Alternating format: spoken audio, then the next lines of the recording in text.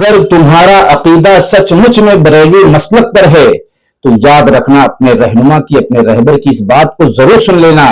جو بچے نے مفتی شمائل صاحب کو یہ کہہ دیا کہ مفتی شمائل ہجڑا، اس کا جواب میرے دوستوں، میرے عزیزوں، مفتی سلمان ازاری صاحب کی طرف سے آپ کو سننا پڑے گا۔ اگر واقعی میں آپ عقیدہ بریلوی مسلک پر رکھتے ہیں تو، یا آپ نے بریلوی مسلک کا مذاق بنا ڈالا ہے تو آپ ویڈیو پر سے جا سکتے ہیں۔ اور ہجڑا اس وقت پتا چلے گا جب یہ بیٹھے ہوئے لوگ جو بچوں سے کہلوا رہے ہیں، جب یہ اپنی بہن کو مفتی شمائل کے نکاح میں دیں گے۔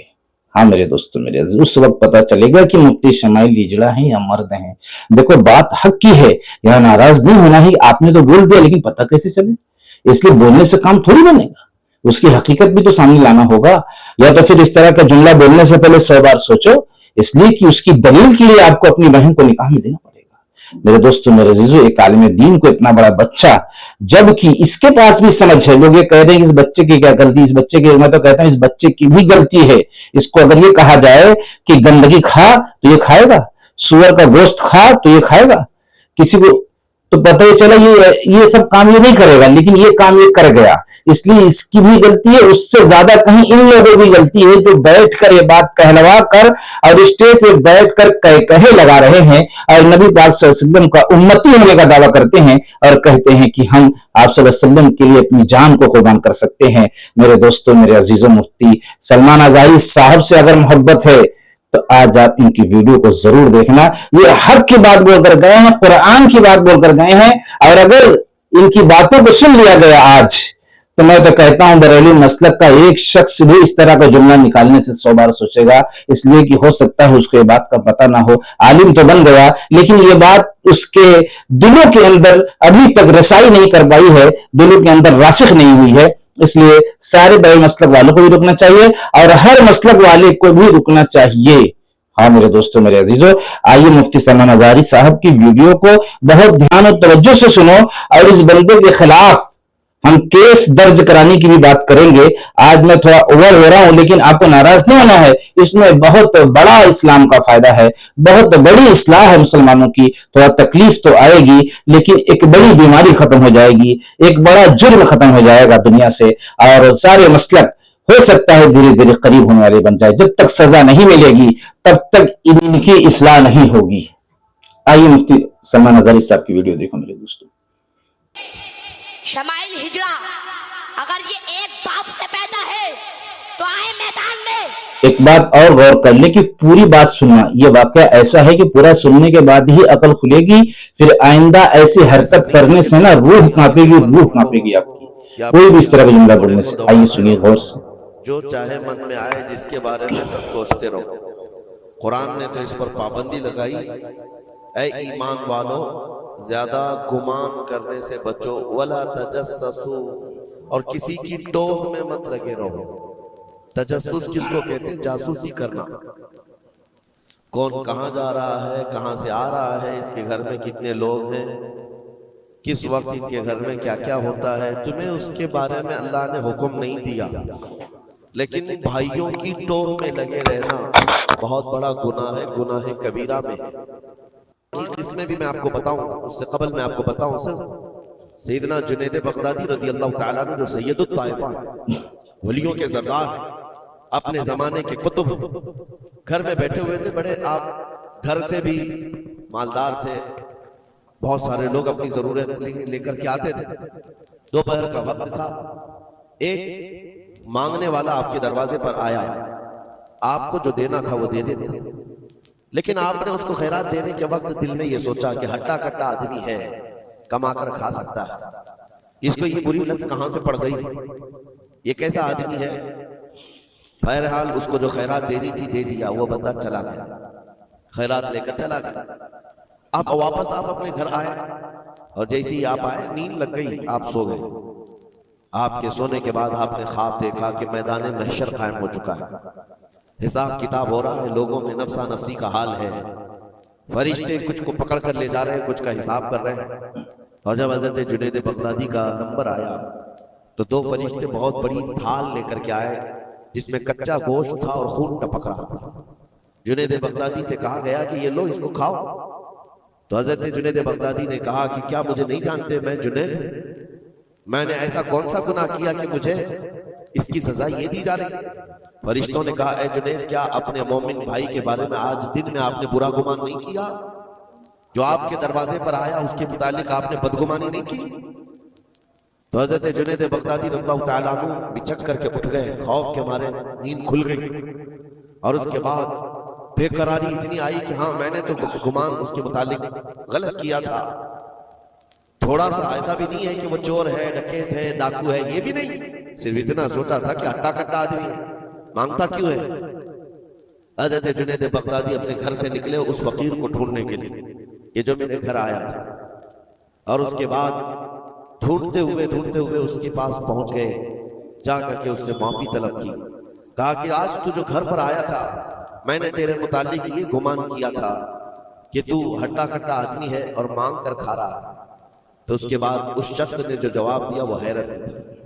میرے عزیزوں، نہ وہ فقیر تھا، نہ ہی وہ کوئی کمزور اور مجبور تھا، بلکہ اللہ کے ایک ولی تھے جو ان کے امتحان کے لیے آئے ہوئے تھے۔ حضرت جنید بغدادی رضی اللہ تعالیٰ عنہ کو اس سے زیادہ مال انہوں نے لوٹایا اور کہا اے جنید تیرے مقامات کو اگر کوئی چیز ختم کرتی ہے تو مومنین کے متعلق بدگمانی کرتی، اگر تو آج یہاں نہ آتا تو تیرے مقامات روک دیے جاتے۔ میرے دوستوں، میرے عزیزوں، واضح طور پر آپ نے ان کی فریاد کو سن لیا کہ قرآن کیا فرما رہا ہے کہ آپ بدگمانی نہیں کر سکتے۔ ہاں، کوئی بھی ہو، خاص ہو عام ہو، آپ بدگمانی نہیں کر سکتے، پیٹھ پیچھے کسی کے نہیں کہہ سکتے۔ اور اس کے بعد بات یہیں پر ختم نہیں ہو رہی ہے، وہ جو واقعہ سنایا ہے، ابھی تو مجھے کیس درج کرنے کی اپیل کرنی ہے، آپ کو رکنا چاہیے کہ میں کیس کیوں درج کرانے لگا، آخر ایسی کیا بات آ گئی کہ میں اتنا زیادہ ناراض ہوں، اور میں ناراض صحیح ہوں، میں حق پر ہوں۔ اگر آپ کو حق سننے کی طاقت نہیں ہے تو ایک الگ بات ہے، اگر حق سننے کی طاقت ہے تو آپ باقی رہیے میرے دوستو، اس لیے کہ حق والوں کے ساتھ اللہ ہے۔ انہوں نے کہا کہ صرف وہ بزرگ یہ بولے تھے کہ ہٹا کٹا ہونے کے باوجود بھی تو کیوں، یعنی تھوڑی سی تحقیر آ گئی تھی۔ ابھی بتائیے کہ وہ بندہ بریلوی تھا یا دیوبندی تھا یا اہل حدیث تھا، تھوڑا اس کا پتہ کر کے بتاؤ۔ پتہ چلا کہ ایک انسان تھا میرے دوستو۔ میں آج کتنے دنوں سے یہ کوشش کر رہا ہوں کہ عام انسانوں کے ساتھ ہمارا گمان، ہمارا اخلاق، ہمارا کردار ہمارے نبی پاک صلی اللہ علیہ وسلم کی سیرت پر ہونا چاہیے۔ ہم کو تو عجیب طریقے سے شیطان نے اشک لیا ہے کہ ہمیں جھبے والا، ٹوپی والا، داڑھی والا، صافے والا بننے کے بعد بھی ہمیں ایسا الگ کیا جس پر نیکیوں کا پورا دار و مدار ہے۔ انسانیت کو جوڑنا، اخلاق والی زندگی اپنانا میرے دوستو، یہ بڑی بات ہے۔ عبادت ایک حصہ ہے اور اخلاق 3 حصہ ہے۔ تو اخلاق 3 حصہ بریلوی مسلک والے بریلوی مسلک پر دکھائیں گے، اور اہل حدیث مسلک والے اہل حدیث مسلک والے کو دکھائیں گے، اور شیعہ مسلک والے شیعہ مسلک والے کو 3 حصہ اخلاق دکھائیں گے، اور اسی طریقے سے دیوبندی مسلک والے دیوبندی مسلک والے کو 3 حصہ اخلاق دکھائیں گے کہ پوری دنیا کی انسانیت کے اوپر 3 حصہ اخلاق دکھایا جائے گا۔ ان کی باتوں کو برداشت کیا جائے گا، اور ان کے کندھوں پہ پھر بھی ہاتھ رکھا جائے گا، پھر بھی ان کے بوجھ کے اٹھایا جائے گا۔ وہ ہم سے بھاگیں گے، ہم ان سے جڑیں گے۔ یہ ہے اخلاق۔ ہاں، یہ کون سی بات ہے کہ اپنے مسلک میں ہم دین کو جو ہے محدود کر دیں گے، بلکہ یہ دین ساری انسانیت کو کنٹرول کرنے کے لیے ہے۔ کسی ایک سے بھی نفرت، کسی ایک کو بھی چھوڑ کر آپ زندگی نہیں کاٹ سکتے۔ ہاں، جس کا جیسے اسباب بتایا گیا ویسا اختیار کرنا ہے۔ ممبر سے پیٹ پیچھے آپ کسی کی برائی نہیں کر سکتے۔ آپ نے اپنے مرے ہوئے بھائی کا گوشت کھایا۔ میرے دوستو، میرے عزیزو، یہاں پر ایک آواز اس لیے اٹھایا ہوں میں کہ یہ چیز بڑھتی جا رہی ہے اور روکنے والوں کی تعداد کم ہے۔ اس لیے مفتی سلمان ازاری کی میرے دوستو اپنا رہنما، اپنا رہبر، ایک بڑا مفتی سمجھ کر، ایک بڑا عالم سمجھ کر، ایک آپ کے اندر اور میرے اندر ایک شرم آنی چاہیے کہ اس طرح کا ہم جملہ ممبروں سے نہ استعمال کریں، اس لیے کہ تکلیف پہنچتی ہے، اور کسی مسلمان کو تکلیف پہنچانا کعبے کے گرانے سے خطرناک ہے۔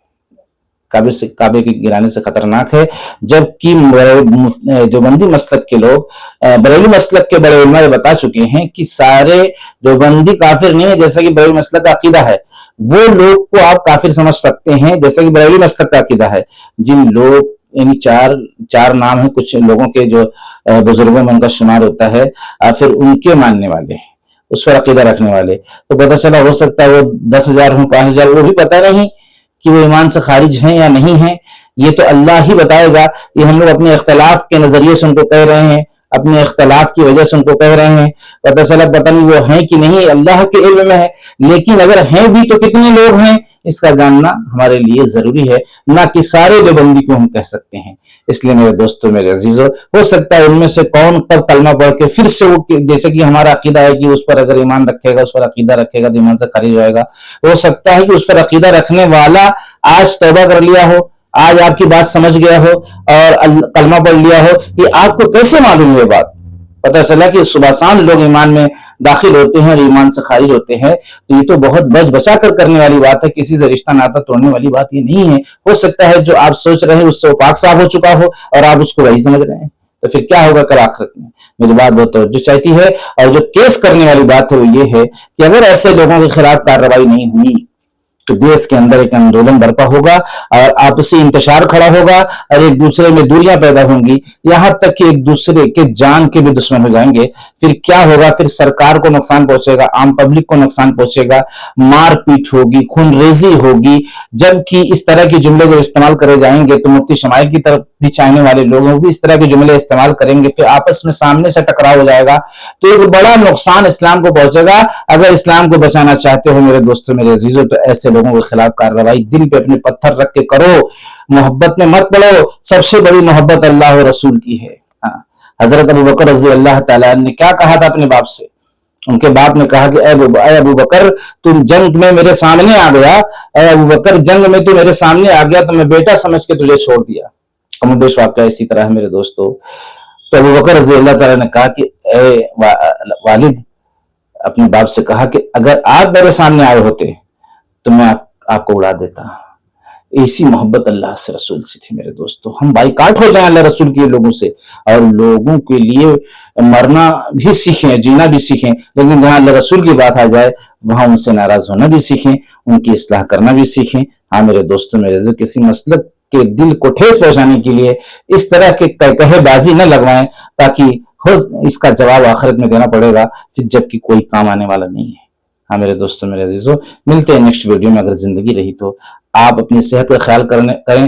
بولنے میں اگر کچھ اونچ نیچ ہوا ہے تو اس کی معذرت ہے. حالانکہ میں نے مثال دی ہے کہ یہ چیز ثابت کیسے ہوگی, غلط کہیں سے نہیں ہے, لیکن بہت لوگوں کو ہو سکتا ہے چوٹ پہنچی ہو. تو کسی بھی حال میں ہر مسلک والے سے مل کر زندگی گزارنے کی کوشش کرو اور اپنے مسلک پہ رہتے ہوئے ایک دوسرے کی اصلاح کرنے کی کوشش کرو. ایک دوسرے کو ہدیہ دو, ایک دوسرے کے دسترخوان پہ جاؤ, ایک دوسرے کے مصیبتوں میں کام آؤ, ایک دوسرے کا بوجھ اٹھاؤ اور ایک دوسرے کی ہیلپ کرو, ایک دوسرے کے قرض کی ادائیگی کرو, ایک دوسرے کی شادیوں میں مدد کرو. میرے دوستوں, میرے عزیزوں, اس سے اسلام کو فروغ ملے گا, اسلام آگے بڑھے گا.